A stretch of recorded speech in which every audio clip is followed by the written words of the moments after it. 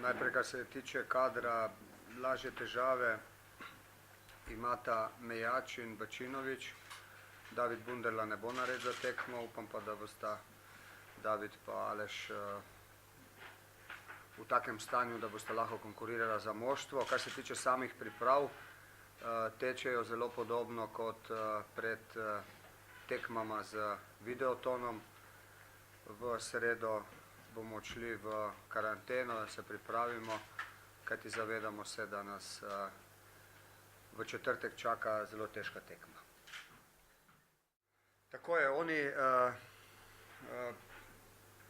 jasno, da so Škoti, da tekme, katere igrajo med seboj, da je fajt, da so čvrsti dueli, da se gre dosti bolj moško kot pri nas, da si včasih je tudi več dolgih žog, da igrajo na to, da bi bilo čim prej več prekinitev, ker so potem zelo iznajdljivi.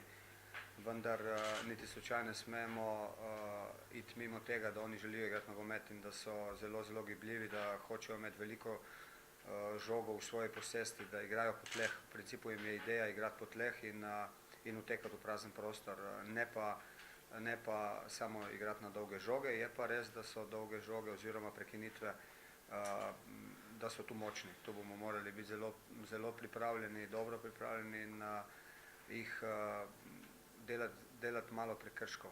Čim manj prekrškov, biti blizu, vendar imeti dovolj potrpljenja, da prekrška ne naredimo. Mislim, vsi skupaj zavedamo, če bomo to igro ponovili, da bomo dosti bližje uspehu, tako da upam, da bomo to igro ponovili, pa da zgremo eno prednostjo na Škotsko. Jaz sem zelo vesel za to. Jaz upam, da jim to dajem, kar oni pričakujejo od mene, tako da sem vesel. Jaz mislim, da se iz treninga v trening, iz tekme v tekmo vse bolj spočutam. Se zavedam, da nisem še 100% pripravljen, ampak gre na boljše. Tako, ja, vzdušje narekuje rezultati, tako da lahko sami sklepate, da je vzdušje fenomenalno. Vse je bilo že na začetku odlično, zdaj pa rezultati samo to nadgrajujejo. Meni paše, da sem non-stop v gibanju. Vsak dan se nekaj gibam in tako, če igraš tekme, si non-stop v ritmu. Zaenkrat se ne pritožujem, pripravljeni smo odlično, tako da upam, da bo šlo tako naprej kar celotne ekipe. Utrujeno se čuti po tekmi, mogoče naslednji dan, danes je že v redu.